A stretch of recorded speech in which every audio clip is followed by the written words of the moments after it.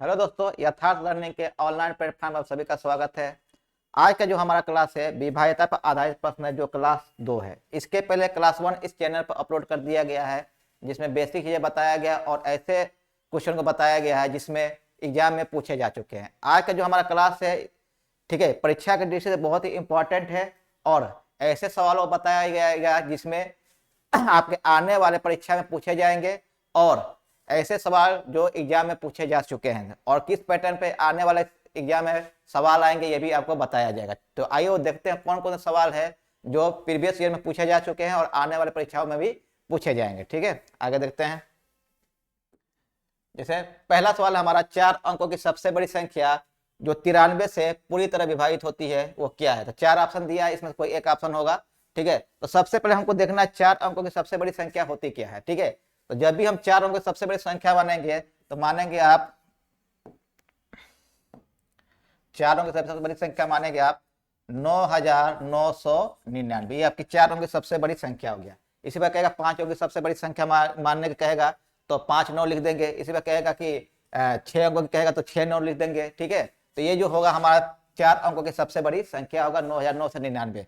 अब कह रहा है कि हमको 4 अंकों की सबसे बड़ी संख्या ज्ञात करना है जो 93 से विभाजित हो, तो आपको क्या करना है, इसी में 93 का भाग कर दीजिए। ठीक है, तो 93 का जब भाग करेंगे तो एक बार में जाएगा आपका, तो 93 यहाँ हो जाएगा आपका, घटाइए यहाँ पे कितना 6 आएगा, फिर इसको 9 को लाइए, अब 69। अब देखते हैं 69 में 93 का भाग तो जाएगा नहीं, फिर इस 9 को भी यहाँ लाएंगे तो कितना होगा 699 हो जाएगा। तब इसको लाएंगे तो यहाँ पे 0 बढ़ाएंगे। ठीक है, अब देखते हैं यहाँ पे कितने बार में भाग जाएगा, तो यहाँ पर जाएगा आपका 7 बार में भाग जाएगा। ठीक है, तो 7 में भाग करते हो जाए आपका 21 हो जाएगा और 9 7 63 और 2 कितना हो गया 65 हो जाएगा। ठीक है, अब यहाँ घटा लीजिए आप, तो ये कितना हो गया 8 हो जाएगा और ये कितना हो गया 4 हो जाएगा। अब शेषफल क्या बचा हमारा 48 48 बचा। अब देखते हैं अब ये क्या करेंगे, यही शेषफल को क्या करेंगे, इस सबसे बड़ी जो संख्या है 4 अंकों को उसी में से घटा लेते हैं। तो 4 अंकों की सबसे जो बड़ी संख्या हमारा 9999 है और इसमें से क्या करेंगे 48 को घटा लेंगे, तो जो वैल्यू होगा वही वो संख्या होगा। ठीक है, तो यहाँ घटाएंगे 1 हो जाएगा, यहाँ कितना हो गया 5 हो जाएगा, यहाँ 9 हो जाएगा, यहाँ भी 9 हो जाएगा। तो मतलब क्या आएगा वो 9951। तो कौन सी संख्या है, वो संख्या आपका डी वाला ऑप्शन है, मतलब 9951 है जो 93 से पूरी पूरी संख्या विभाजित हो जाएगी। इसी पर कहता है कि 4 अंक की छोटी संख्या भी पूछ सकता है, कौन सा होगा। तो 4 अंक की जब भी छोटी संख्या मानना हो आप मानेंगे 1000। ठीक है, तो अगर कहता है 5 अंक की सबसे छोटी संख्या मानना है तो मानेंगे क्या आप 10,000 मानेंगे। ठीक है, तो ये भी कह सकता है 5 अंक की छोटी संख्या भी कह सकता है, 4 अंक की सबसे छोटी संख्या भी कह सकता है। इससे भी रिलेटेड सवाल ये आपका आ सकता है। ठीक है, आगे चलते हैं। अब कह रहा है 1 से 99 के बीच कितनी संख्या है जो 5 से विभाजित है। अब क्या कह रहा है 1 से लेकर 199 के बीच कितनी संख्या है जो 5 से विभाजित है। अब देखते हैं वो पहली संख्या कौन सी है जो 5 से विभाजित होगी। तो पहली संख्या जो आपका 5 है जो 5 से विभाजित होगा। अब देखते हैं अंतिम संख्या कौन सी है जो 5 से विभाजित होगा। तो जो अंतिम संख्या जब भी मानेंगे, देखिए 199 से आगे नहीं जाना है आपको। ठीक है, इसके पहले संख्या खोजना है जो 5 से विभाजित होना चाहिए। ठीक है, तो यहाँ पर 195 जो संख्या है, जो अंतिम संख्या है जो 5 से विभाजित होगा। अब देखिए 5 और 195, तो 1 और 199 के बीच में आ रहा है, तो पहली संख्या हमारा 5 हो जाए तो इसे मानेंगे ए, और अंतिम संख्या क्या हो जाएगा आपका 195, तो इसे मानेंगे हम एल। ठीक है, तो एक फार्मूला होता है टीएन इक्वल टू होता है A plus N minus 1 into D. ठीक है, टीएन क्या होता है, टीएन जो होता है वो हमारा अंतिम पद होता है।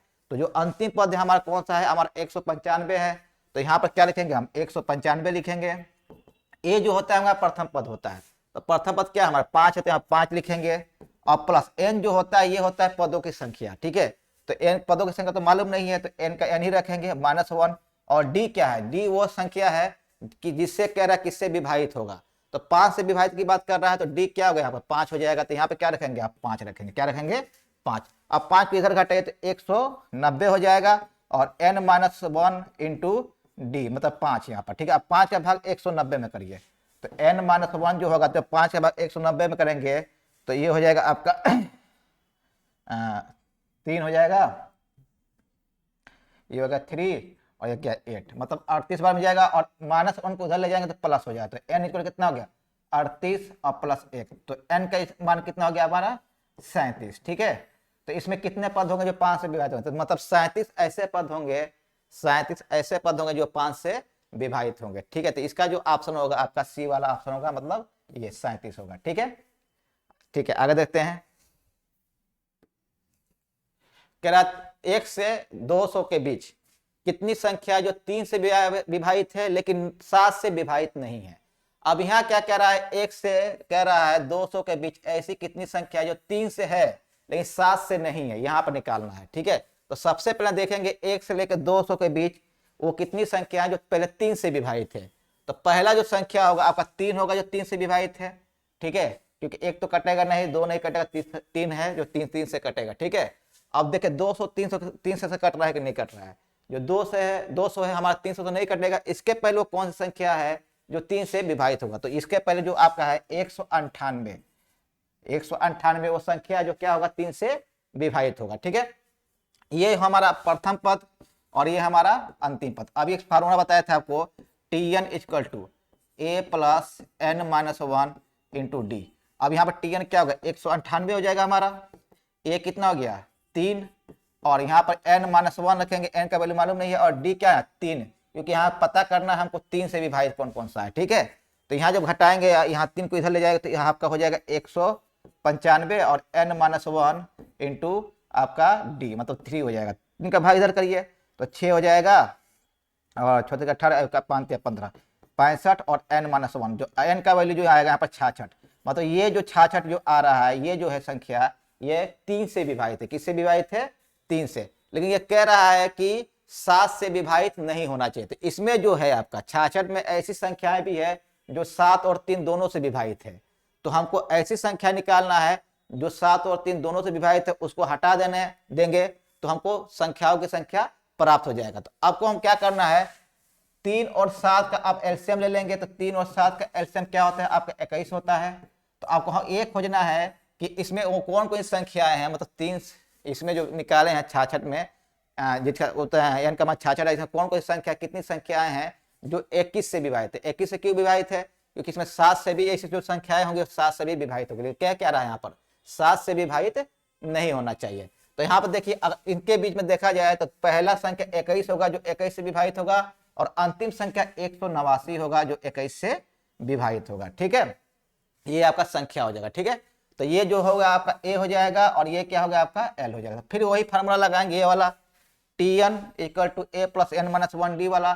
तो अंतिम पद कितना हो गया 189 और प्रथम पद 21 और प्लस, और यहाँ लिखेंगे n माइनस 1। यहाँ पर जो n है यहाँ पर n1 भी कर सकते हैं आप, या इसको n डैश कर लीजिए आप। ठीक है, इसको n डैश कर लीजिए, समझ में आसानी रहेगा। प्लस इसको n डैश कर लीजिए और माइनस 1, और यहाँ पर जो d का मान रखेंगे 21 की बात कर रहा है तो यहाँ पर 21 रखेंगे। ठीक है, जब इसको इधर लाएंगे तो घटाएंगे, ये हो गया 8 हो जाएगा, ये हो जाएगा आपके यहाँ 6 हो जाएगा या 1, तो यह कितना हो गया n डैश माइनस 1 इंटू 21। अब यहाँ 21 को भाग कर दीजिए तो n डैश माइनस 1 तो 168 बटा कितना कर देंगे 21 कर देंगे। अब यहाँ देखते हैं कितने बार में कट रहा है, तो ये जो कटेगा आपका 8 बार में कटेगा। कितने बार में कटेगा 8 बार में, लेकिन निकालना क्या हमको n डैश निकालना है। तो n डैश कितना हो गया, ये 1 को इधर जोड़ देंगे तो कितना हो गया 9। तो ये क्या कह रहा है, ये 9 ऐसी संख्याएं हैं, इसमें 66 में 9 ऐसी संख्याएं होगा जो 7 से भी विभाजित होगा। लेकिन क्या कह रहा है 7 से विभाजित नहीं होना चाहिए। तो कह रहा है जब 7 से विभाजित नहीं होना चाहिए तो इसका उत्तर निकालने क्या करेंगे, जो 66 में क्या करेंगे आप 9 घटा देंगे। ठीक है, तो 66 में जब 9 घटाएंगे तो कितना आएगा आपका 57 आएगा। कितना आएगा 57। कहने का मतलब 57 ऐसी संख्याएं हैं जो 3 से तो विभाजित है लेकिन 7 से विभाजित नहीं होगा। कहां से कहां तक लेके 1 से लेके 200 के बीच। तो यहाँ पे जो ऑप्शन होगा आपका 57 मतलब सी वाला ऑप्शन आपका सही होगा। ठीक है, तो इसको इसी तरह लगाएंगे। ओके, आगे देखते हैं।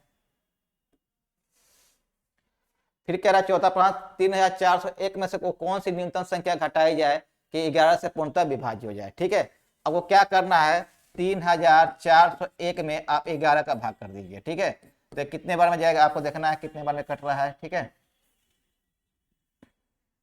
तो 11 कम 11 हो 3 बार में जाएगा ये। ठीक है, 11 तो कितना हो गया आपका 33 हो जाएगा। ठीक है, यहाँ घटाइए तो 1 हो जाएगा, या 0 हो जाएगा, फिर यहाँ 1 लाइन तो यहाँ 0 लग जाएगा आपका। ठीक है, और 11 यहाँ देखते हैं कितने बार में कटेगा, कितना 11 9 99। ठीक है, तो 99 हो जाएगा यहाँ पर। यहाँ कितना हो गया 2। अब देखिए ये 2 शेषफल आया, अगर शेषफल को इसमें से घटा देते हैं तो शेषफल को अगर इसमें से घटा देंगे तो हमको ऐसी संख्या मिल जाएगा जो 11 से विभाजित हो जाएगा। तो कहने का मतलब शेषफल ही वो ऐसी संख्या है, न्यूनतम संख्या है और सबसे छोटी संख्या है जिसको इस संख्या में से घटाने पर, ठीक है, जो मान प्राप्त होगा वो किससे विभाजित होगा, 11 से विभाजित होगा। तो इसका मतलब ये जो आपका ऑप्शन होगा सी वाला ऑप्शन आपका सही हो जाएगा। ठीक है, ये बहुत ही आसान सवाल था, इसको कोई भी कर सकता है। ठीक है, आगे बढ़ते हैं।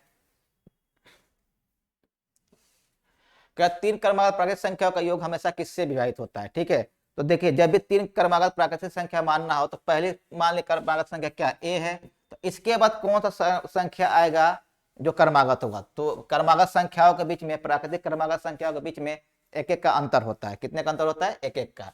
तो अगला जो होगा आपका a+1 हो जाएगा, दूसरा क्या होगा a+2। तो ये 3 ऐसी संख्या है जो क्रमागत है और प्राकृतिक संख्या है। अब कह रहा है कि 3 क्रमागत प्राकृतिक संख्याओं का योग हमेशा किससे विभाजित होगा, तो इसको जोड़ लीजिए, यानी कि a+1 प्लस a+2। जब इसको जोड़ेंगे तो क्या 3a हो जाएगा और प्लस कितना हो जाएगा 3 हो जाएगा। अब देखिए इन दोनों में क्या कॉमन है, 3 कॉमन है, 3 कॉमन ले लेंगे तो a प्लस क्या हो जाएगा आपका 1 हो जाएगा। अब देखिए ये एक संख्या मिल रहा है, क्या मिल रहा है, एक संख्या मिल रहा है। ये बताइए ये संख्या किससे कटेगा? देखिए 3 का गुणा है तो इसका मतलब 3 से विभाजित होगा। तो कहने का मतलब यहाँ क्या हुआ, 3 क्रमागत कोई भी संख्या हो, 3 क्रमागत कोई भी संख्या हो, प्राकृतिक संख्या हो, वो हमेशा किससे विभाजित होता है? 3 से विभाजित होता है। क्योंकि देखिए यहाँ पर 3 आ रहा है ना, 3 का गुणनफल है। ठीक है, जब 3 का गुणनफल है तो यहाँ पर 3 से विभाजित भी होगा। तो कोई भी प्राकृतिक संख्या हो और 3 लगातार संख्या हो तो उनका योगफल हमेशा 3 से विभाजित होता है। ठीक है, ये याद रखेंगे। चलिए आगे सवाल देखते हैं। कह रहा प्राकृतिक संख्या n के लिए n पे घात 3 माइनस n सर्वदा किस बड़ी संख्या से बड़ी किस बड़ी से बड़ी संख्या से विभक्त होगा।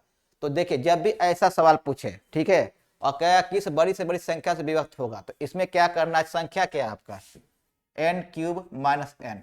अब इसको क्या करना, इसको गुणनखंड करेंगे और इसको लगातार सजाएंगे। कैसे सजाएंगे, देखिए इन दोनों में क्या कॉमन है, n कॉमन है, तो n कॉमन है तो क्या हो जाएगा n² माइनस 1 हो जाएगा आपका।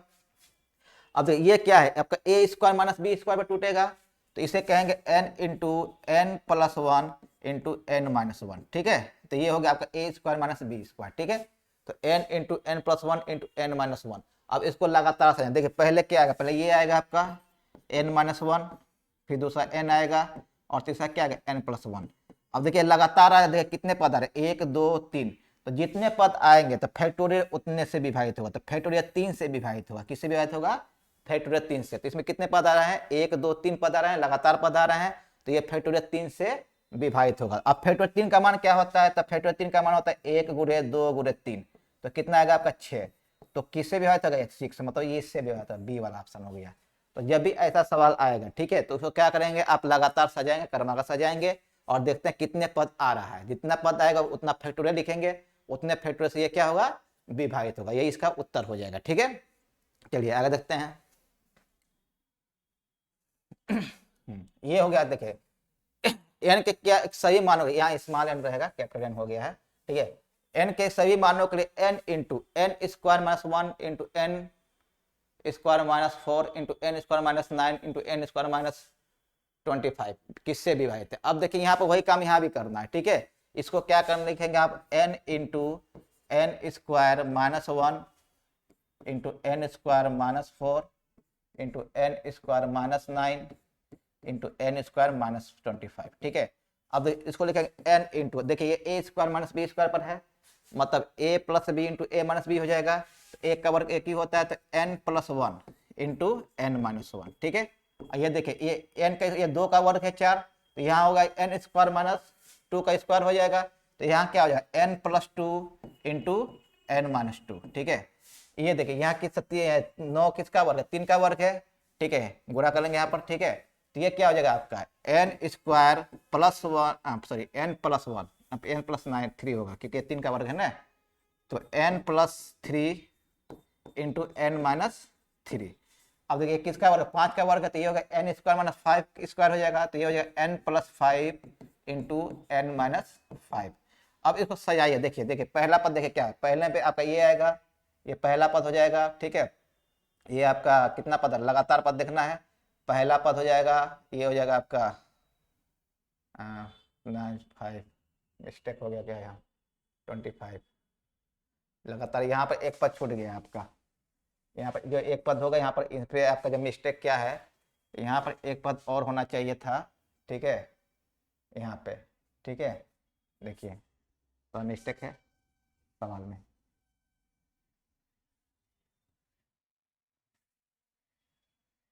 यहाँ पर जो होना चाहिए था, ये गलती हो गया है, यहाँ पर होगा आपका 60 होगा, 60, ठीक है, तो मिस्टेक है, सवाल में गलती हो गया है, ठीक है। और 25 जो क्या होगा 60 होगा, मतलब 16 होगा, तो इसे क्रम नहीं बन रहा था। देखिए अब देखिए क्रम बनेगा यहाँ पे, यहाँ होगा n इंटू, अब देखिए यहाँ जो लिखेंगे इसको क्या लिखेंगे, इस पर तो n तो लिख दिए, इसको लिखेंगे हम n+1, ठीक है, और यहाँ n-1 हो जाएगा। अब देखिए इसके लिए क्या होगा आपका n+2, ठीक है, n+2 इंटू n-2 हो जाएगा, ठीक है।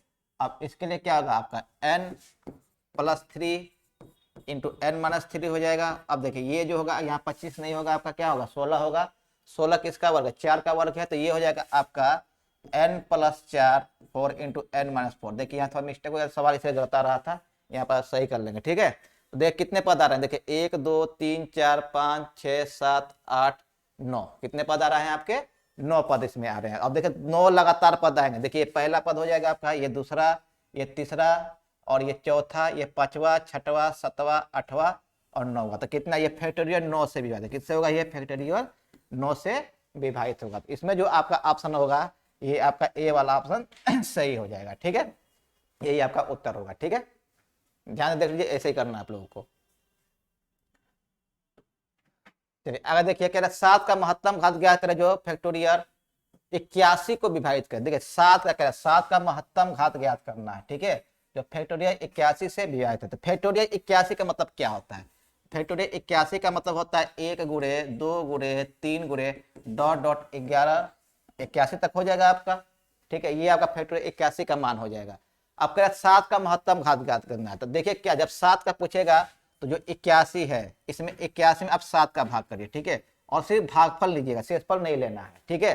तो यहाँ पर कितने बार में जाएगा 7 एकम 7, ये आपका बचा आपका 11, 7 एकम 7, ये 11 हो जाएगा आपका।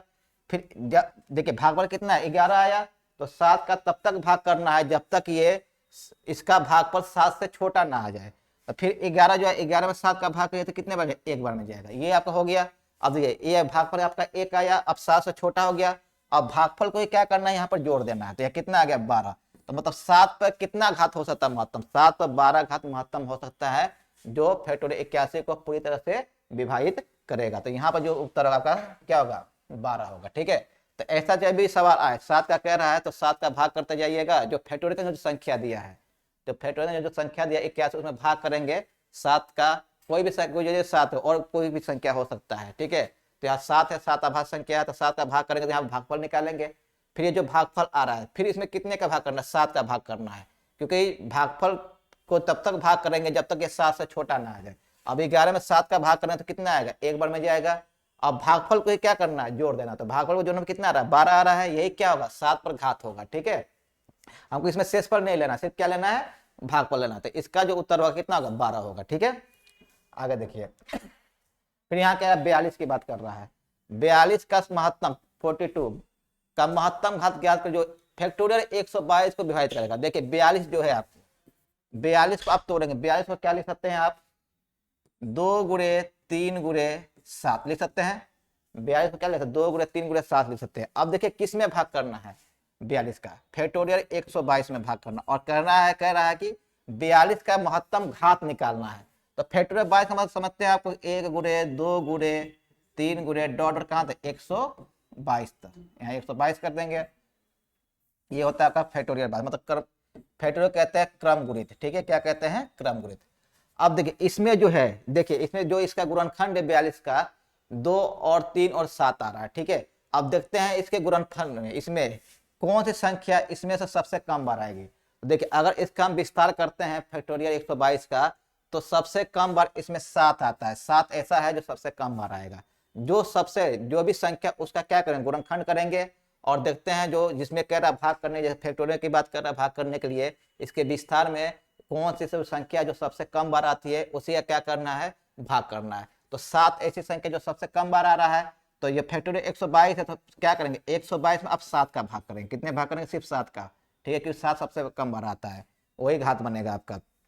तो ये हो गया 7 कम 7 हो गया, तो यहाँ हो गया आपका 7 5 12 52 हो गया, 7 7 कितना हो गया 49, 7 7 कितना हो गया आपका 49, ठीक है। सिर्फ हमको भागफल लेना है, ठीक है, क्या लेना है? भागफल, शेषफल को नहीं लेना। तो 17 भी क्या है? अभी 7 से बड़ा है, फिर 7 का भाग किया तो 7 दूना कितना हो गया आपका 14। अब ये देखिए भागफल कितना हो गया, 7 से छोटा हो गया। अब यहाँ पे जोड़ लेंगे, ठीक है, तो कितना 17 2 कितना गया 19, तो 42 पे कितना घात होगा आपका 19 घात होगा। तो जो आपका उत्तर होगा क्या होगा आपका 42, ठीक है। तो यहाँ पर जो देखना है क्या करना है, जिस संख्या की बात करेगा उसका क्या करेंगे गुणनखंड करेंगे। गुणनखंड देखिए, गुणनखंड हमेशा आभाज्य संख्याओं में ही आएगा, ठीक है। अब जिसमें कह रहा है भाग करने, फैक्टोरियल में कह रहा है 122 में कह रहा है भाग करने के लिए, तो 122 का विस्तार क्या होगा आपका 1 से लेकर 122 तक की संख्या गुणनफल होगा। अब देखते इसमें जो संख्याएं आएंगी उसमें सबसे कम कौन आएगा, 2 आएगा कि 3 आएगा कि 7 आएगा। देखिए 2 बहुत बार आएगा, 2 2 में भी आएगा आपका, 4 में भी आएगा, 6 में भी आएगा, और 3 जो है 3 में भी आएगा, 6 में भी आएगा, 9 में भी आएगा आपका, 12 में भी आएगा। लेकिन 7 जो है 7 सबसे कम बार आएगा, क्योंकि 7 7 में आएगा, 14 में आएगा और 21 में आएगा। इसमें हम क्या करेंगे 7 का यहाँ पर भाग करेंगे, इसमें जो फैक्टोरियल का जो संख्या होगा, और सिर्फ हमको भागफल लेना है। भागफल के बाद भागफल में तब तक भाग करेंगे जो भागफल इससे 7 से छोटा ना हो जाए, और जितने भी भागफल आएगा उसको जोड़ लेंगे तो वही क्या होगा घात बनेगा। किस पे घात बनेगा 42 पे घात बनेगा। मतलब इससे 9 19 से अधिकतम घात नहीं रख सकते, किस पर 42 पे। तो ये आपका उत्तर हो जाएगा। चलिए आगे देखते हैं। अब कह रहा है n का महत्तम घात ज्ञात कर, जो फैक्टोरियल 157 12n, ये 12n नहीं है, ठीक है, ये 12 पे घात n है, ठीक है, मतलब ये घात की बात कर रहा है ना, n का महत्तम बात, तो क्या करना महत्तम मान का, तो ये घात की बात करना, ठीक है। ये 12n में गलत है, क्या 12 पे घात n है, तो यही क्या हमको n का मान निकालना है, तो वही काम यहाँ भी करना है, ठीक है। 12 है तो 12 को तोड़िए, इसको अभाज्य गुणनखंडों में, तो 12 को क्या लिख सकते हैं आप 2 गुणे 2 गुणे 3 लिख सकते हैं। तो ये जो आएगा आपका 2 पे घात 2 गुणे 3 आएगा। अब देखिए फैक्टोरियल 157, फैक्टोरियल 157 क्या है 1 गुणे 2 गुणे 3 गुणे डॉट डॉट कितना फैक्टोरियल 157 बार गुणा करेंगे, मतलब 1 से लेके 157 तक इसका गुणा करते हैं। अब इसमें 2 आ रहा है, इसमें आधार 2 है और 3 है, तो 2 सबसे ज्यादा बार आएगा इसमें, ठीक है, तो 2 को नहीं लेना है, क्योंकि 2 2 में भी आएगा, 4 में भी आएगा, 6 में आएगा। कौन 3 कम बार आएगा, 3 कम बार आएगा, तो क्या करना है हमको 3 का ही भाग करना है। तो किसमें भाग करना, जो फैक्टोरियल जो संख्या आ रहा है 157 है ना, इसमें 3 का भाग करेंगे, और 3 का तब तक भाग करेंगे जब तक भागफल क्या है 3 से छोटा ना हो जाए, और शेषफल को नहीं लेना है। तो ये हो गया 5 या 15 हो जाएगा, और ये जो आपका हो गया 3 दूना 6 52 हो गया। 52 अभी क्या है 3 से बड़ा है, 52 में 3 का भाग करिए, तो ये हो गया 3 कम 3 हो जाएगा, ये हो गया आपका 22, यहाँ 7 7 21 हो जाएगा, ठीक है। अब देखिए यहाँ पर कितना भाग करना है आपको 17 में 3 का भाग करना है, क्योंकि अभी भी 17 क्या 3 से बड़ा है, तो ये हो गया आपका 6 18 5 कितना हो गया 15 हो जाएगा आपका। अभी 5 क्या है 3 से बड़ा है, 5 में 3 का भाग है तो एक बार में जाएगा। अब जोड़ दीजिए यहाँ पर 7 2 9 9 1 10 5 15 हो गया, हाथ में 1 6 और कितना 7, ठीक है, ये 75 कितना आएगा आपका 75। तो कितना घात होगा आपका 75 घात होगा, ठीक है। मतलब 12 पर कितना घात रख सकते हैं 75 घात रख सकते हैं, ठीक है। तो ये इसका उत्तर आ जाएगा, ठीक है। तो दोस्तों ये था आज का क्वेश्चन, जिसमें 10 सवाल बताएंगे। आगे भी इसका क्लास लिया जाएगा, जिसमें आपको ऐसे सवाल बताए जाएंगे जो एग्जाम में पूछे जा चुके हैं, और परीक्षा दृष्टि से बहुत ही इंपॉर्टेंट है। ये जो सवाल है ये एग्जाम में पूछे जा चुके हैं, ठीक है, और आने वाले भविष्य के परीक्षाओं में भी ये आएगा। तो आज का वीडियो अच्छा लगा हो तो शेयर करिए, लाइक करिए और सब्सक्राइब करिएगा, ठीक है। थैंक यू दोस्तों।